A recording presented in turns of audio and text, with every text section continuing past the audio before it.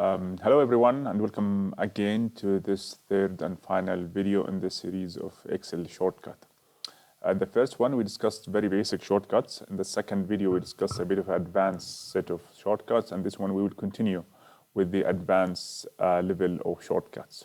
Okay, so the first one for today is F2. As you know, if you would like to edit a cell, what you need to do is double click with the mouse or go to this formula bar, and with single left click you can edit the cell. You could do that by hitting F2. F2, as you can see, while you're moving with the arrows, if you hit F2, automatically you find yourself inside the cell and you can edit that. I prefer to do that versus just start typing, because when you start typing, it overwrites what's already in the cell. So F2 gets you inside the cell quickly. Now F9, it converts a formula into a value. Let's do a very quick and simple formula here to show you how it works. So I'm gonna use count A. I start typing the function name and then I hit tab. It opens automatically parentheses and start to move with the arrows. Okay, I selected this array. If you're interested to know how I do this quickly, check out the other video. Then I close parentheses. Okay, this counts any cell that is not empty. Count A counts any cell that is not empty. When I hit enter, 13, because here, as you can see, we have 13 record. As you can see, count 13. All right, so if you hit F2, you go inside the cell, or you click with the formula bar. You get inside the cell. If you hit F9, it automatically converts the output of the formula into value, number 13. If I hit enter, boom, we have a number 13. To do that, I'm going to undo, and to do that without, to convert output of a formula into value, what you need is just copy, Control C or right click copy, and then right click, it opens the paste option. You have paste as is, or which copy, when you paste as is, it copies the formula, the format and everything. If you paste 1, 2, 3, this pastes only the value, okay? And if you paste this formulas, it only pastes the formula and so on. I will be posting another video on how to do this paste special options. But for the time being, let's focus on the values. So right click values. This converts the formula into an output value. Again, you could do that by just hitting F9. Find it very useful when I'm using F2 and F9 together. Okay, the third one for today is Control F3. If you hit Control and while pressing Control you hit F3, it opens the Name Manager. This is pretty cool and very powerful tool in Microsoft. Name Manager, what you could do actually, you could do many things with Name Manager, but this is the shortcut for the Name Manager, Control F3. And to open the Name Manager, you go to Formulas and Name Manager, okay? What does Name Manager do? You could name a cell actually. If you come to this A1, you see here the name of the cell is A1. If you name it Asadi, for example, okay. Now, if you hit equals and start typing Asadi, you have an object here called Asadi, which refers to cell 1. Now, to delete that, you open with the shortcuts Control F3, you open the Name Manager, and you could edit or delete that, okay? I will be also posting special videos on the Name Manager and how to use the Name Manager when I post this series of videos on tables. Okay, now F5 this is the shortcut for go to. Imagine I want to go to cell Z100. I just hit F5 and type Z100, go. See, the cursor automatically got into Z100. You could do that also by just coming to the formula name box and type Z100. You go to Z100. And to name a cell, you shouldn't use a name that contradicts with the already names in Excel, like a letter and a number. Okay, F7. This is spell check. Many people, I know this is universal for all Microsoft applications, but not many people know it exists in Excel. You could select a range and then hit F7. This does the automatic spell check. I find it very, very useful too. Okay, F4 repeats the last action. I'm gonna insert a column, a row here. Okay, if I hit F4, it keeps inserting. Right now, I'm gonna delete one row, and if I hit F4, it keeps repeating the last action. It repeats the last action. Okay, if I did a data entry, for example, I added A here, it doesn't repeat. You see, it repeats the last action, which was delete, by the way, and now it's deleting the row. So F4, it's very useful to repeat the last action. Now here we come to something very, very interesting. Let me show you. I have some data hidden here. Okay, and hide. Okay, I have a data set here, and again, remember, this is a data set. This is not a table. I will be talking later on about tables in another video. You have a filter here. So the first thing you want to do with your data is filter them. How you could do that? You can select the first row and come to data and then filter.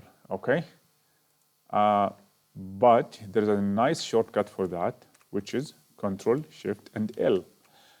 Control Shift and L automatically activates the filter, and if you press them again together, Control Shift L, then it removes the filter. And remember, you have to press Control, then while pressing Control, press Shift and then L. Right? This is very interesting. I'm going to show you something interesting here too. If you selected your data and you come to the boundaries of your columns and hit double click, it automatically aligns the width of your columns to the maximum size in each column, whether the header or the content. As you can see here, we have this one, Tiger King. It's the longest name in column F, which the whole column was aligned to fit this length. But if you add the filter, Control Shift L, and then you do the same transaction again, coming to the boundary of the column and hit double click, it increases even further the columns to accommodate to let you see the header of your columns. This is pretty cool. Okay, so again, Control Shift and L, it activates and removes the filter. Now, Alt and down, it opens the drop-down list. You could open it simply by clicking on that, or you could just click Alt and down, it opens the drop-down list. I also find it very useful to use these shortcuts while working in the keyboard. Also, Alt and down, the arrow down, it works in any data. It doesn't have to be a table or filtered data. For example, I have this 13 data here. If I come to any of them and hit Alt and down, it gives you all the data you have in an ascending order. So the first one is Alt plus equal, which is this one. You see, it arranged them alphabetically. And the last one is Shift plus Control plus L. It automatically sorted these data for you. And if you, for example, want to select any of them, you just hit Enter. Okay, this is pretty cool. Okay, so a very simple one, maybe many people know it, which is Control and the mouse scroll wheel. This is zoom in and zoom out. You could also control the zoom by coming to the lowest part of your Excel. Here you have the zoom option. You could select whatever fits your screen. This is too big. I just keep scrolling with the mouse wheel while pressing Control. It zooms out from the sheets. Okay, F11, this creates a new chart in a new sheet quickly. I have a small table here, okay, where I have a month from January till December, and I have random numbers as sales. If I select that, and again, Shift Control with the arrows, it selects the entire data. If you're interested to learn more about selecting big data with quick shortcuts, check out my second video in this series. Now, if I'm selecting this data, I hit F11. It automatically created a chart, and it selected the most appropriate chart according to Excel, and it's added in a new sheet. All right, this is pretty quick because many people actually find it difficult to create charts.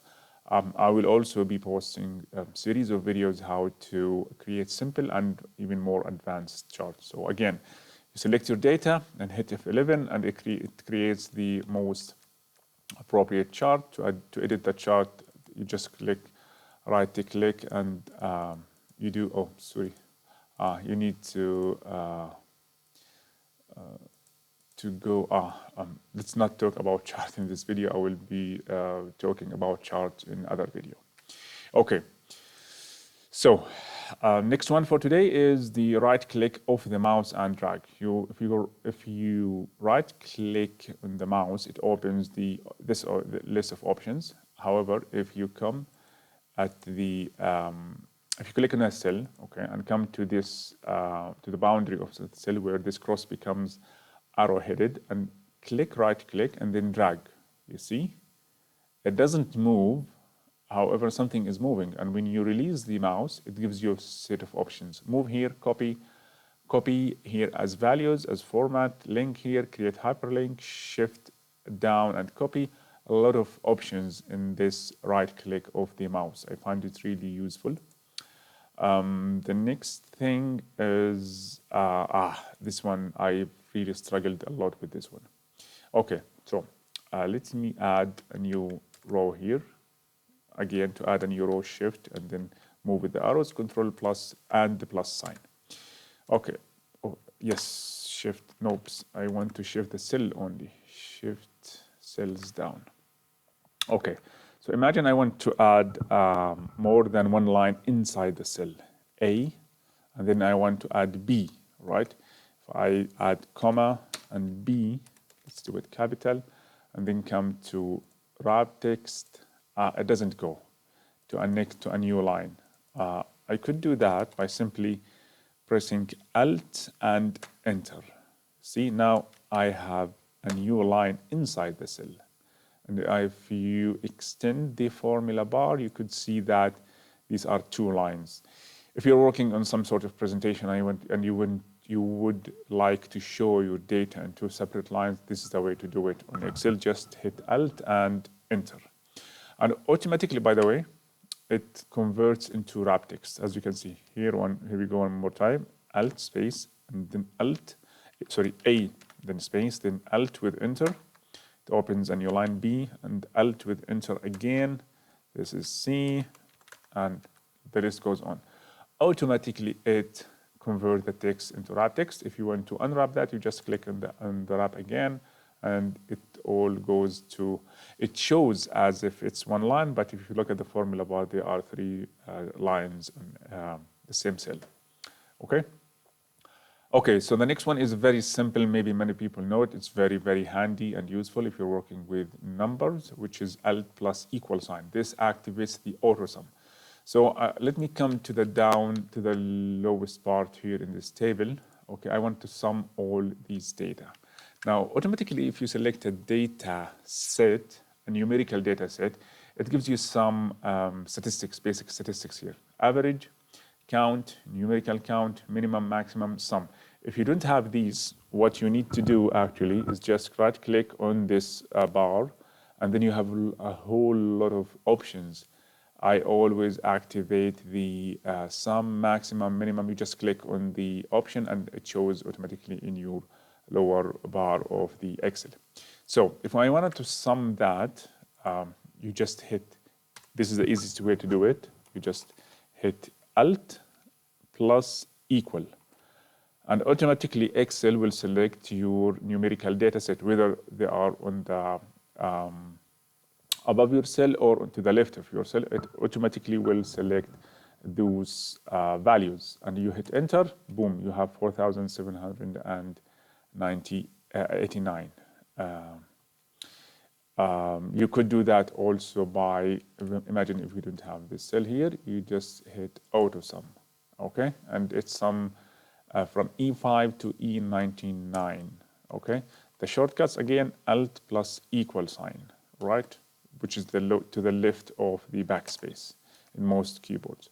Let's go back to the beginning of this sheet. Okay. Now let's move to the next one, which is Alt and F11. This opens the Visual Basic application in Microsoft. Okay, this is a bit of advanced feature in Excel. We're not going to talk about it, but I will be sharing videos how to record macros, however, in a very basic, and you don't need to be familiar with coding or Visual Basic, but you could just record macros and rerun them again. But to open the option of Visual Basic application, you hit Alt and F11, okay? We talked about the F11 where we create charts, and now, okay, so now let's take the shortcuts to a whole new level, okay? Okay, so I'm gonna show you how to do very quick steps, sequential steps in Excel that could, for example, do this. I added a border, or remove the grid lines, all right? Or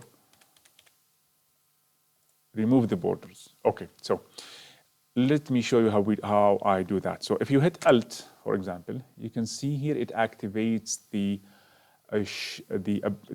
shortcut or abbreviation for each function in your ribbon, right? You see F for file, H for home, N for insert, P for page layout, M for formulas, and so on. So if I want to apply a border for this part of my sheet, the easiest way, obviously, is just to go to the font and select border. But you could also do that by clicking Alt and then H. H activates the home ribbon, and then B for borders and A for all borders. There you go, all right? If you want to remove that, Alt-H-B-N, which is no borders. Now, by the time they become muscle memory and they become engraved in your mind, you don't even need to remember them. Sometimes people ask me, how do you do that? And I pause for a second. Well, I actually didn't know, I don't remember the sequence, but my fingers just know the keyboard very well. And sometimes, actually it happened to me. I was in a presentation with a senior manager, and he said, can you please remove this ugly color? And I was, boom. He said, wow, that was fast. So if you want to learn how to become fast, keep practicing on these shortcuts.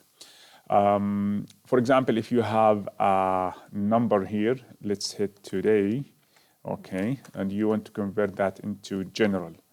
Alt, H, and G, and hit enter, right? Undo. That is, let me do it slowly. Alt, it activates the all letters. H, that's for home. N, that's for numbers, and G for general, and you hit enter. Speaking of that, I will be also posting videos on how to deal with dates in Excel. And I will explain what this number means, 44,170, later on. Once we start to talk about dates, I will explain how Excel calculates these numbers. So yeah. Cell, no fill, if I have, as I said, if I have cell here colored with, for example, black, you want to, oops, let's not color it with black so I can see, yellow, red, whatever, you just hit Alt, H, H, N, and it removes that. Another cool shortcuts, for example, which is text to column. Text to column is very, very powerful and very important in Excel. I will also be posting a series of videos how to use text to column feature, but to launch that, you just select your column, single column. It has to be always single column, then Alt-A-E, and automatically it launches the wizard of text to column, okay? To launch that wizard without the shortcuts, you just select your column, or one single cell, but you cannot select two columns. If you come to, for example, if I'm selecting two columns and I came to data and text to column, it doesn't work out. It has to be only one column. And you come to data and then text to column. To do that with a shortcut, you just hit Alt-A-E, okay? And as I said previously, to add or remove the grid lines, you just hit Alt-W-V-G. You add or remove the grid lines, okay? So guys, this is the end of this video, and this is the end of this series on Excel shortcuts.